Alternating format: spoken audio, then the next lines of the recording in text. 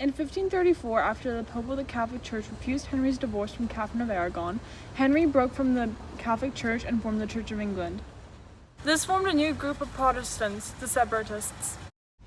The Separatists were people who wanted to break away from the Church of England, as they believed it was a corrupt church. In 1620, 102 people set sail to the New World on one of the most famous ships to ever exist, the Mayflower.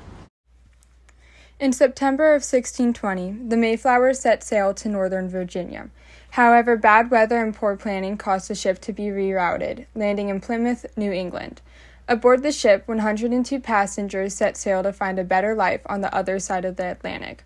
About 40 of the 102 passengers were Protestant separatists, and the rest were indentured servants looking for economic opportunity. In November 1620, settlers reached Cape Cod. The party soon reached Plymouth around December 21st. According to tradition, the Pilgrims landed on Plymouth Rock on December 26th.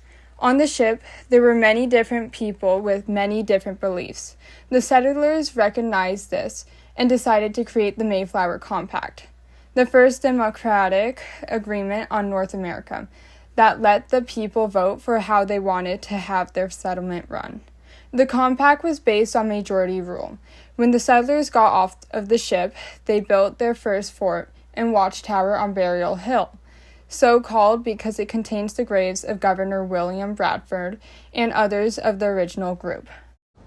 When the settlers got off of the Mayflower, a native tribe met up with them and greeted them in English, which was a huge surprise to the settlers. That winter, many of the settlers died because of their lack of preparedness. The settlers did not know how to successfully survive through the winter. Luckily, as spring approached, a Native American named Squanto was introduced to the settlers. Squanto taught the settlers everything they needed to know in order to survive. He taught them how to grow food, hunt, and he even helped them form relationships with the Wampanoag tribe. That fall, there was a successful harvest, thanks to Squanto's help. Despite many beliefs and stories told, there was never an official Thanksgiving feast or celebration that occurred between the Native Americans and English settlers.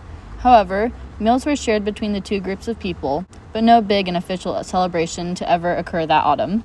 As more European settlers came to set up their lives in the New World around Plymouth, and where many Native American tribes, mainly the Wampanoag tribes, resided, the tensions between the two groups inflated. There were 40 years of uneasy peace between Native Americans and settlers. However, in 1675, Medico, known to the English as King Philip, created an alliance with other Native American groups, and they started to attack settler villages all around New England. The attacks went on from 1675 to 1676, with 52 Puritan towns being attacked and 12 of those getting destroyed.